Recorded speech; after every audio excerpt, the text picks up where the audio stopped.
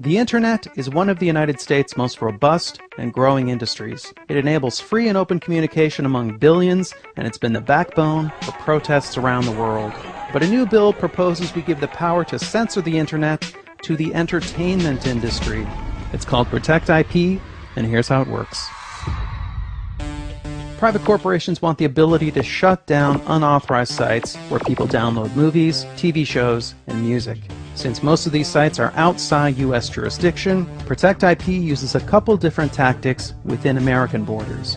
Firstly, it gives the government the power to make U.S. internet providers block access to infringing domain names. They can also sue US-based search engines, directories, or even blogs and forums to have links to these sites removed. Secondly, Protect IP gives corporations and the government the ability to cut off funds to infringing websites by having US-based advertisers and payment services cancel those accounts. In a nutshell, that's what Protect IP will try to do. But in all likelihood, it'll do something else altogether. For starters, it won't stop downloaders. You'll still be able to access a blocked site just by entering its IP address instead of its name. What Protect IP will do is cripple new startups because it also lets companies sue any site they feel isn't doing their filtering well enough. These lawsuits could easily bankrupt new search engines and social media sites.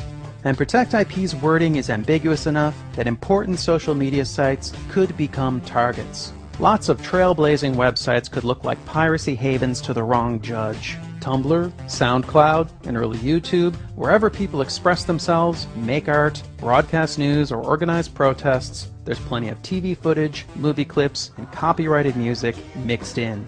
And even if you trust the US government not to abuse their new power to censor the net, what about the countries that follow in our path and pass similar laws? People around the world will have very different internets, and unscrupulous governments will have powerful tools to hinder free expression. But perhaps most dangerously, Protect IP will meddle with the inner workings of the net. Experts believe by fiddling with the web's registry of domain names, the result will be less security and less stability. In short, Protect IP won't stop piracy, but it will introduce vast potential for censorship and abuse while making the web less safe and less reliable. This is the Internet we're talking about. It's a vital and vibrant medium, and our government is tampering with its basic structure so people will maybe buy more Hollywood movies. But Hollywood movies don't get grassroots candidates elected. They don't overthrow corrupt regimes, and the entire entertainment industry doesn't even contribute that much to our economy. The Internet does all these and more. Corporations already have tools to fight piracy. They have the power to take down specific content, to sue peer-to-peer software companies out of existence, and to sue journalists just for talking about how to copy a DVD. They have a history of stretching and abusing their powers. They tried to take a baby video off YouTube just for the music playing in the background.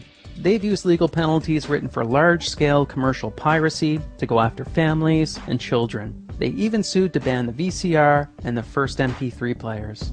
So the question is, how far will they take all this? The answer at this point is obvious. As far as we'll let them. Since we made this video, Protect IP has gotten much worse and is set up for quick passage. Now, the government and corporations could block any site, foreign or domestic, just for one infringing link. Sites like YouTube, Twitter, and Facebook would have to censor their users or get shut down, since they become liable for everything users post. And ordinary users could go to jail for 5 years for posting any copyrighted work, even just singing a pop song.